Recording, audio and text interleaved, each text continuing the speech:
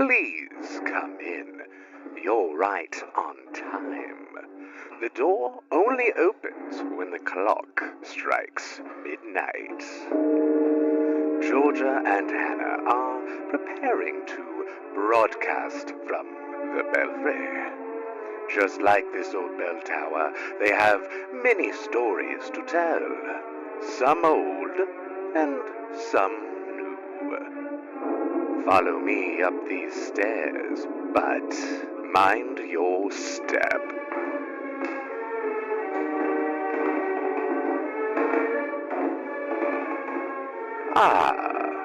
They're waiting for you. So I texted Lily in the between. Uh-huh. You know what I said? Georgia and I are talking about witchcraft today, and it's so effing depressing. People really just hate women. She said, they hate them so much. Like they put so much time and effort into going above and beyond to hate them. I was explaining to my dad feminine hysteria in the car yesterday, and I was reading aloud the symptoms. Bro, being irritating was like third from the top, and that's all it took to be locked away forever. That's great. I would have been locked up so long ago. Like, shut the fuck up. If being and then you're irritating institutionalized. was, yeah, like, uh-oh. Not good. Okay. Here we go. Here we go again. Another episode of reasons why being a woman is terrible. Well, being a woman is not terrible, but men make it terrible to be a woman. Yes. Minus the cramps. Having cramps is pretty terrible, but, you know, it's fine. Well, yeah. Okay. Okay, I heard that. Here in the States, I think it often seems like the Salem witch trials were the height of the witch panic, but they really did come at the tail end of that 300-year period I mentioned previously of the European witch hunts.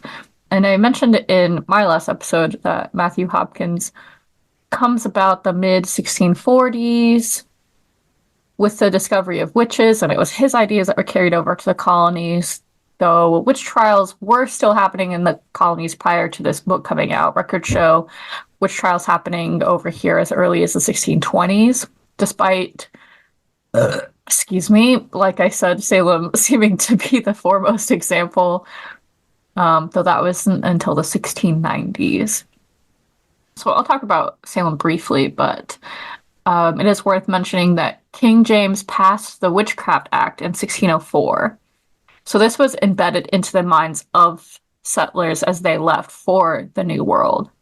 And witch trials did get off to a rocky start here because there weren't that many women, and the women they did have were needed to keep the population going. Yep. One thing I really wanted to mention about Salem that comes from my book club book again, that was Witchcraft, A History in 13 Twiles. Twiles. The concept that we have of Tituba, and most people know this person as Tituba, an enslaved person from Africa or of African descent. However, this book, like I said, is really well researched and talks about the historical records and how her name was originally recorded as variations of Tatabe. And she's always described in the records as being Indian, aka Native American. And so many scholars now believe that Tatabe was more of a way she identified herself than an actual name, and that she was likely of the Tatabatana, of the Arawak people from modern-day Venezuela. Mm-hmm. And also it's not unlikely that she could have been both Native and Black, and just identified as being Native. So it's further theorized that she probably grew up already enslaved by colonizers in South America and then taken to Barbados before eventually making it to New England. I thought that was worth mentioning. Yeah. And when she was brought to New England, she was technically a servant, not a slave, because the enslavement of Native Americans was technically illegal. Technically. But she still had no rights, so... and she wasn't free. Yeah. So I'm going to keep referring her to her as Tatabe, just to avoid confusion, since I've already talked about her as that. So she worked in the home of Samuel Parris, who was I think he was a parson, some kind of church guy. Who cares? They're all the same. It all starts with P, too. And soon after, 11-year-old Abigail, who was his niece, joined the household after she was potentially orphaned. We're not really sure. In the Indian War. Girl, which one? I know, right? The one in 1692, obviously. I hate that. The Indian War.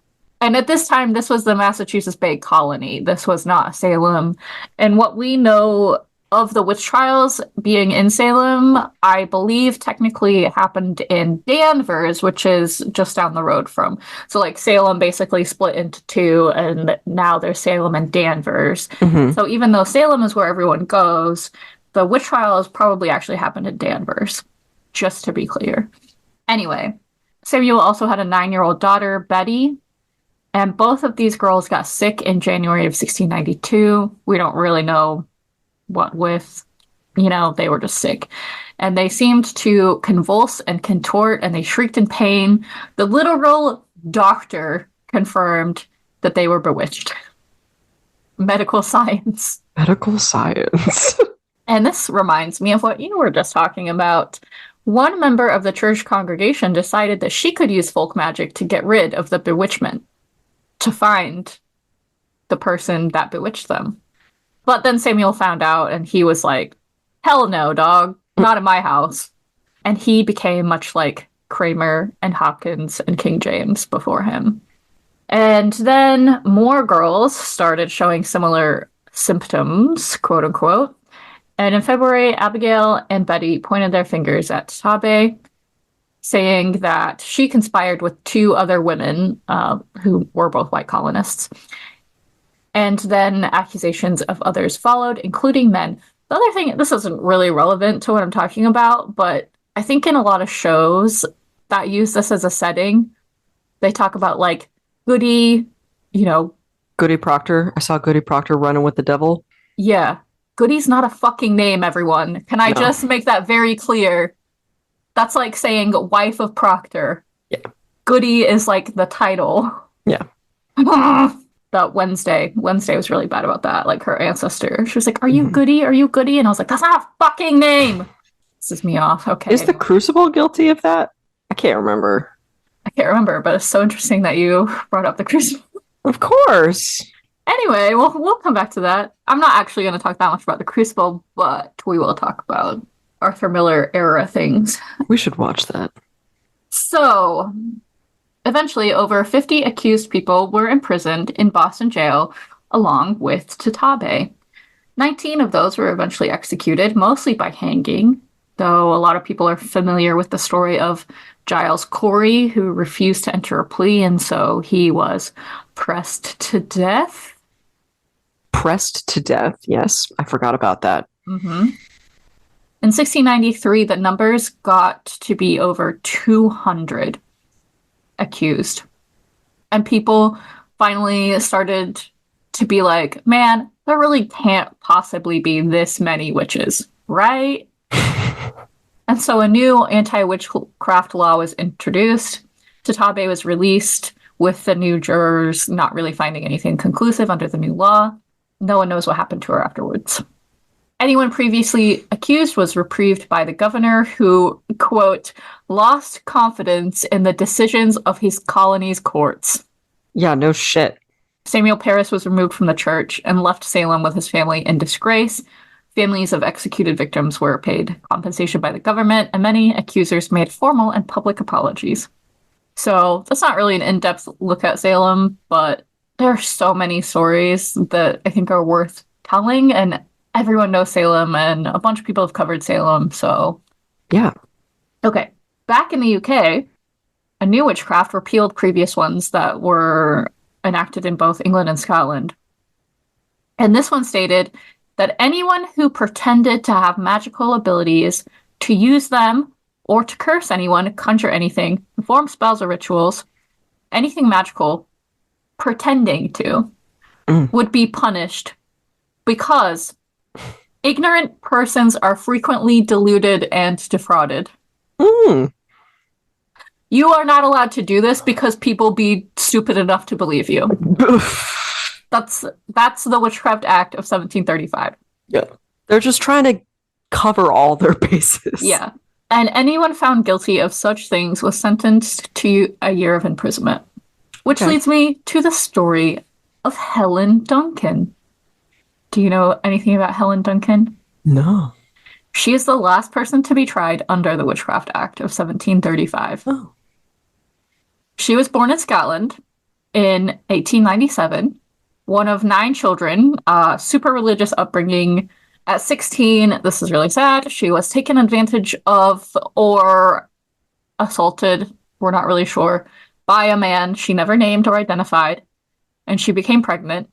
So her super religious parents banished her from their household. And she did whatever she could, right? She did whatever she could to make ends meet, factory work, bakery work, hard labor for the most part, until she got married in 1916 to a cabinet maker named Henry, and he adopted Helen's daughter Isabel. Aww. And then they had 7 more children of their own. Oh my god. The whole family was sick all the time. Yeah, dude. Sick. They're sick. Yeah. Sorry. Helen always had... Helen was the last lady. Helen had a lot of pregnancy complications. The oldest child, Isabel, the oldest child, lost an eye in an animal attack. One of the 7 children died as a toddler. Henry was wounded in the war. So, life was just kind of a struggle for them. But Helen, or Nellie, as she was, known by her friends, always claimed to have a close relationship with God, and she also said that she saw ghosts and had prophetic dreams. So in the 1920s, she started to experiment with seances. And I do want to talk about spiritualism a whole lot more at some point. That's a whole episode in itself. But for now, I'll just say that following the Great War, Sorry. It was a prime time for spiritualism and seances because of how many people were mourning the losses of their husbands and their sons and their brothers, and World War I was really fucking bad, yo. Yeah. So Helen, claiming to be a medium, said that she could connect people with the spirits of their deceased loved ones. She also claimed that she could materialize their belongings in her hands, that she could predict deaths, draw the sickness of others into herself and heal it, and eventually that she could materialize the spirits themselves in the form of ectoplasm. Okay. The Duncans started going to a spiritualist church, and once she saw how these church mediums conducted the different, rituals and practices, she was like, I can do that. And so she soon claimed to have a spirit guide named Dr. Williams, who helped get her established. So Dr. Williams would speak through Helen with a different, more upper class and masculine voice, which people more widely accepted as authoritative compared to her normal voice. An upper class man, of course they're going to. Well, yeah, and a doctor at that. Through Helen, Dr. Williams allegedly told Henry to set up this private seance room in the parlor of their home, and she started becoming wildly successful. However, she also became wildly ill. More so than Charity was. By this point, she popped out 8 babies and had several miscarriages. She also self-medicated with opiates and alcohol and chain smoked. So she gets pregnant again and can actually afford to go to the hospital, where it was discovered that she had these fits during her previous childbirths that could have been fatal. And she just kind of got lucky. So she aborts the pregnancy and gets her tubes tied, eventually gets a hysterectomy, which is pretty ballsy for, the late 30s, early 40s. And through all this, she starts telling people that the doctors found evidence of ectoplasmic movements inside her body. Ain't no way. I guess that was the late 20s. Sorry. Because in 1930, she goes to the National Laboratory of Psychical Research to get tested with scientific methods because so many people are convinced that she's the real deal. And there's a famous paranormal investigator, debunker guy named Harry Price, who is also worth doing a whole episode over. Yep. And he concluded that she's soaking muslin in egg whites and other gross things, and then either regurgitating it or pulling it out of her hoo-ha. Mm-hmm. And that's what these spirit manifestations of ectoplasm are. Gross. Disgusting. That's so bad. So by the time World War II rolled around, she was still incredibly successful as a medium. All right. She's still incredibly successful as a medium, and her seances were very popular. So she started traveling all over Britain doing them. And at this point, it's unclear if she actually believed in what she was claiming she could do, or if she just thought she was comforting mothers and wives with loved ones missing in the front lines.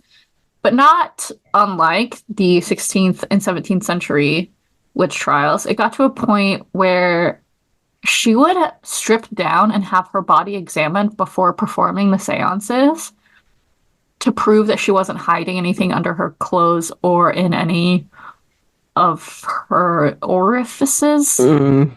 But in January 1944, police received a complaint from a guy named Stanley Worth, who some people thought might have been a government spy looking into Helen's knowledge of this. It's called the HMS Barham, which was a ship, a World War II ship that sunk, and she predicted it happening. Like, it had already happened, but she talked about it happening before it had been publicly announced that it had happened.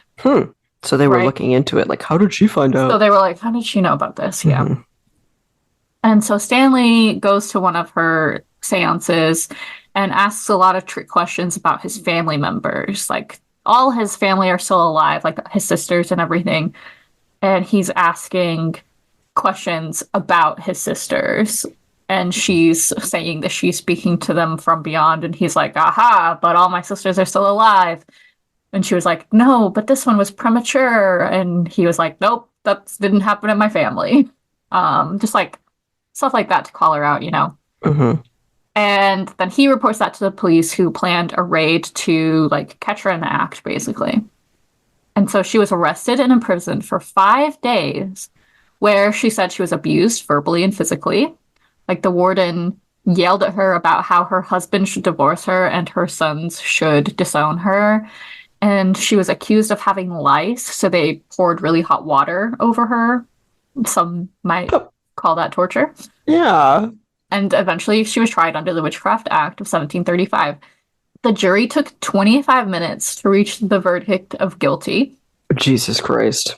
And Helen served 6 of the 9 months she was sentenced, and she has since been labeled as Britain's last witch.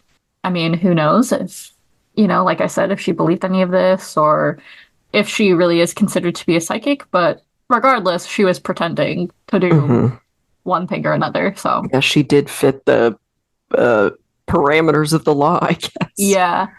And that's a super abridged version, but it's a fascinating story. So that is wonderful. I entirely recommend reading it. This was another chapter in my book club book, but I already knew this story because M on And That's Why We Drink has covered various, Helen Duncan and various other people who claim to be mediums, as well as Houdini and his paranormal debunking phase. So it's just a fascinating period of history. I can't wait to talk about it more.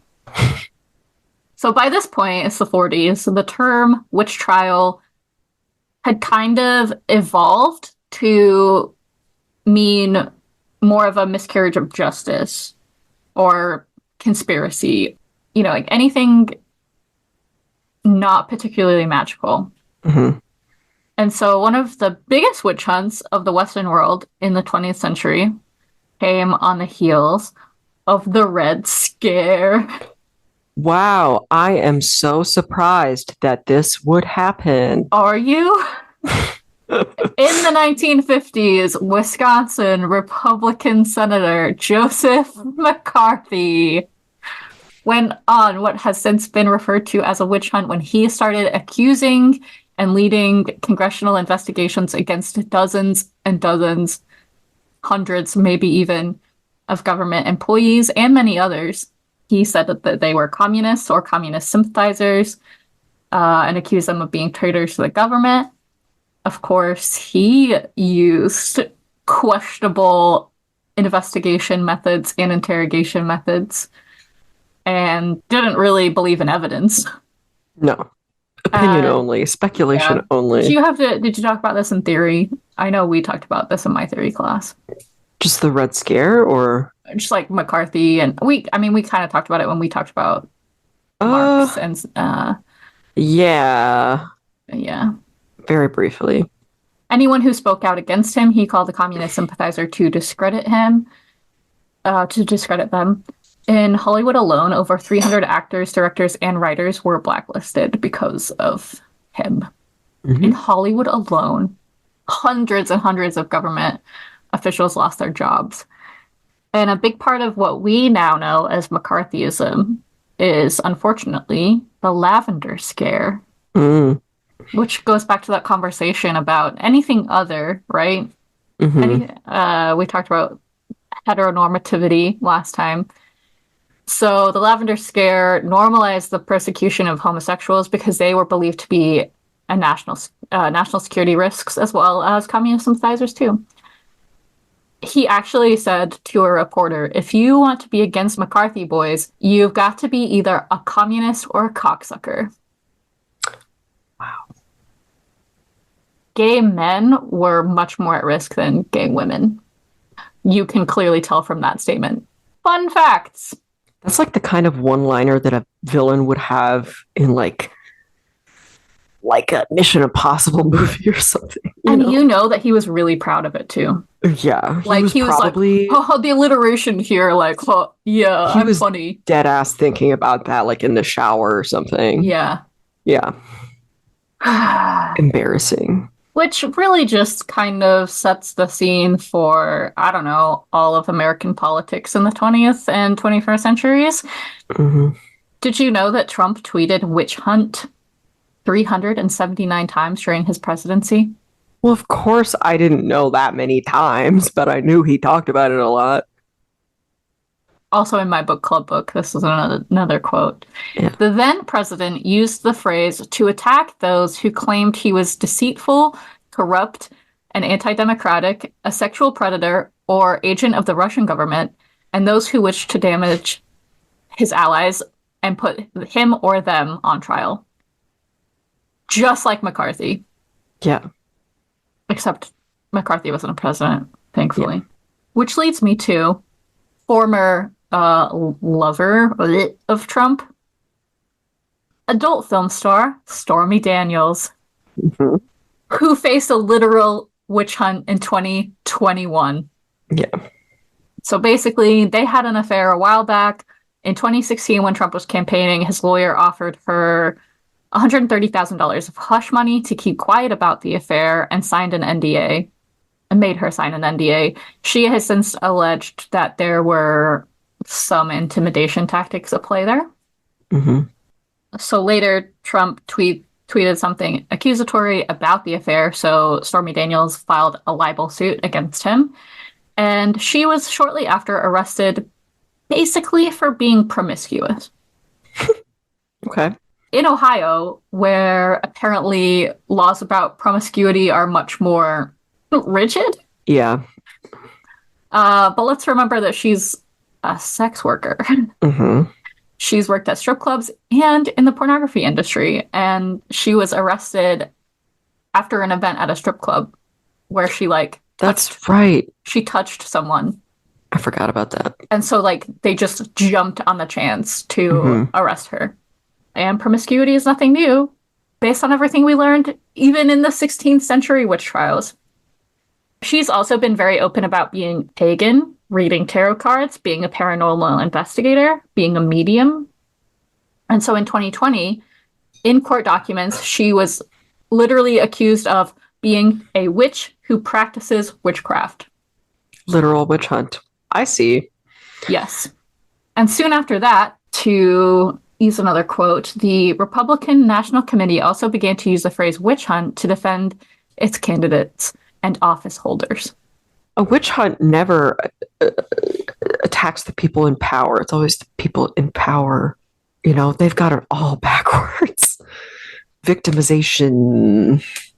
This was after accusations of sexual assault really started coming out, particularly about Brett Kavanaugh and his nomination to the Supreme Court. Accusations of sexual assault did not stop him from being appointed to the Supreme Court. Yeah. But no, that was a witch hunt. Yeah. Yeah. Alyssa Milano, speaking of witches, who was very active in the Me Too movement, basically, during this time, predicted that abortion rights would soon be jeopardized. I remember that. And then that's exactly what happened. Because of Brett Kavanaugh. Yeah. I mean, we've already talked about this a bunch, but remember what I said last time about the government using accusations of witchcraft as a method of controlling reproduction. Justice Alito literally quoted Matthew Hale, who was a judge in an English witch trial in 1664 when 2 women were executed for witchcraft. Really? Yes. Ooh, spicy. I didn't know that. He also quoted another 17th century demonologist, Edward Coke, who said, this obviously is not what he quoted, but he quoted a man who said that burning was a better punishment than hanging, because if you remember at the time, hanging was thought to be the humane method of execution for until like the 1900s, really, late 1800s. Hanging was the humane method of executing people. So Alito quotes a guy who said that burning is a better punishment. I don't even know what to say, to be honest with you. Yeah. I only have one more thing in my notes to bring up, so we can just cry a bunch. But yeah, a final quote from the book. As witchcraft history repeated itself in the removal of women's legal rights, it was also deliberately inverted to portray the removers of those rights as victims. Meanwhile, the women who accused such men of abuse were being subjected to trial by media, and in the case of Stormy Daniels, to a trial that involved claims of actual witch status because of her beliefs. Like, yeah, last time we talked about those women in 2020 who were burned in Africa for being witches. And though no one was executed here, it's still happening here in this country, in our society. What was a defamation trial turned into a literal witch trial. I'd say 2 Native American women are also being subjected to witch hunts and being lynched. Well, yeah, we have missing and murdered Indigenous women. That's a whole other thing in itself. But then even, in the last 5 years or so, just how rampant murders of queer, especially trans people have been, kind of goes back to it's the lavender scare all over again. It's just like, why? So upsetting. Anyone who is other. And I think that kind of goes back to that conversation about, how do you define a witch today? It's anyone that's not. I recently saw a TikTok, which you must have seen, where it was a gay man talking on, I think, a podcast to somebody else about how homophobes who don't like gay men don't like femininity. because they hate women. I don't think I saw that, but yeah. And that's why they're so afraid of and hate gay men, because they hate women or don't like or are afraid of women. And it's just, oh my God, I'm going to freaking scream or throw up. Like my tummy is rumbling so bad right now from the stress of this conversation. It's one of the things that makes me want to just hide away in my house and never go outside and never talk to anybody, because I'm just going to witness for my own self or hear other people talk about on the media or in person about some horrible man who did something horrible to a woman. Yeah. I think it was in Latin America, I can't remember. Like in the recent decades, that a man murdered his girlfriend because he thought that she was a witch and had put a curse on him or bewitched him or something. And so he murdered her to remove it. Yes. Did he really think that? Or was that just an excuse? It's very possible of both. He probably convinced himself of it, Yeah. He just believed it. And people will come up with like the most insane excuses for domestic violence and matricide.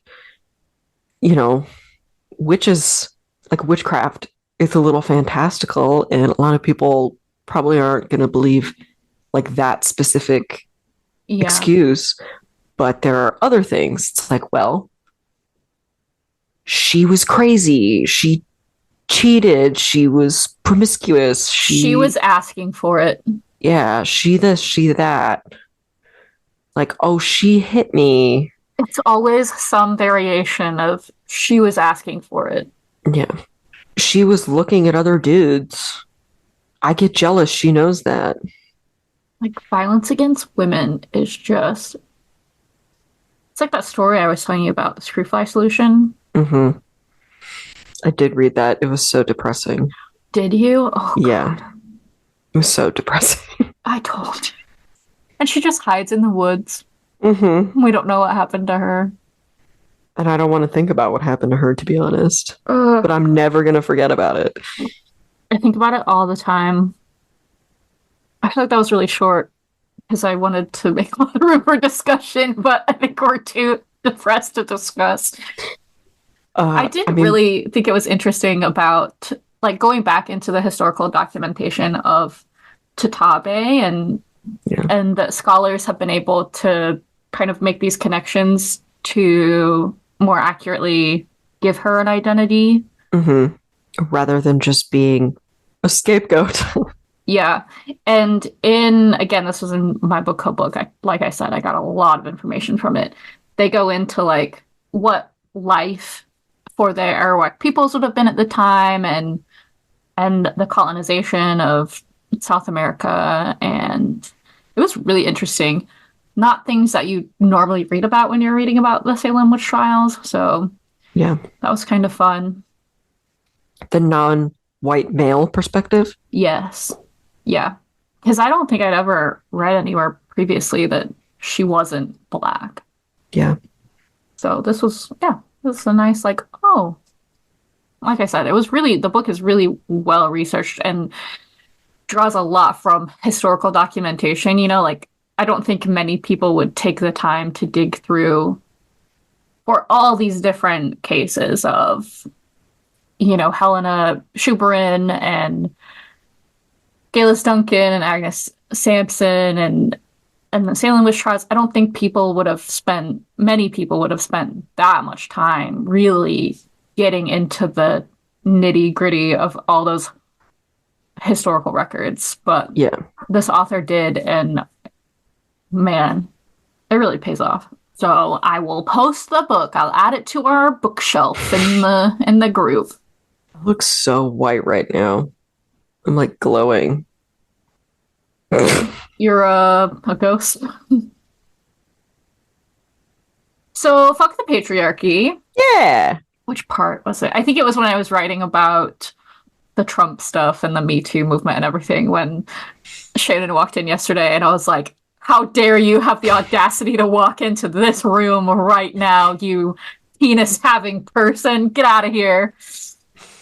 I think that's when I started getting upset when you were talking. Because I was like upset, but then I was just like seething. And I mean, all we have to do is say Donald Trump, and I'm already 7 times more upset than I was before you say those 2 words. But yes, it's just this idea that these people who don't understand why it's bad, to quote 17th century men who murdered women, and these men are Supreme Court justices, and they don't understand why that's bad? I mean, a lot of government generally is antiquated because they're quoting late 18th century men who owned people all the time as a basis of government. It's insane. Also, I don't think it's that they don't understand that it's bad. I think they just don't care because they know that no one will ever be able to hold them accountable for the things they do or say. Because they're the most powerful. Yeah. Literally, we just said that sexual assault allegations were not enough to not get Brett Kavanaugh appointed to the Supreme Court. So, do you remember Brock Turner? Yup. Apparently he changed his name and moved away to like Texas or something. He goes by his middle name now. Probably so he didn't get murdered. Yeah. He was probably exiled from every bit of humanity that, blacklisted, Yep. He deserved to die, frankly. So. Well. And people will say that folks going after him was a witch hunt. Bitch. Because he is a poor little white boy who didn't know any better. Who brutally raped people behind a dumpster. Yeah. I think all men who sexually assault women should be magically castrated. Okay. Now we're coming full circle. The penis snatchers. I got some names to add to that list. Let's go. We're gonna start becoming that. The penis snatchers. Oh yeah, didn't you say you were gonna talk about some penis snatching thing? Do you already mention that and I totally missed it? No, it was just adding that comment that like one of the fears in the 16th and 17th century was them. But I was gonna add a comment about something else, and then I forgot. It was something about King James. Also, I wanted to quick mention Helen and all her childbirth attempts. Yeah. Her husband needed to stop. Yeah. Just stop. Like, not even like pull out. Stop. Cease. No more. Find somebody else. I think it's because she was raised in that like really strictly religious household. So I think she viewed contraception as sinful, or birth control, anything like that was sinful. You know, kind of like Catholic mentality of it. Yeah, I guess. I don't think she was Catholic, but similar mindset of birth control. So, it was her womanly duty. Oh God. Which is, it's hilarious that was the case, because then she got into like seances and stuff. Yeah, the irony that so many witch trials started as a means to control women's reproductive habits, and yet this woman could not stop popping them off. Or trying to. Oh, good Lord. I know. Couldn't be me. Thank you. Absolutely not. Absolutely not. You're gonna have to accuse me of witchcraft. And even then, I still won't pop out no babies. Hell no. I like my organs where they are, thank you. Yes, I'd like my butthole intact. Yep. I like having 2 holes. Yes. Anyway. Like I said, fuck the patriarchy. Well, that concludes this week's broadcast. I hope you've enjoyed it. If you wish to stay in touch, reach out to us at broadcastfromthebelfry@gmail.com or stalk us on Instagram at broadcastfromthebelfry. Again, I hope you've enjoyed our little show. Please rate and review. And until next week, stay spooky.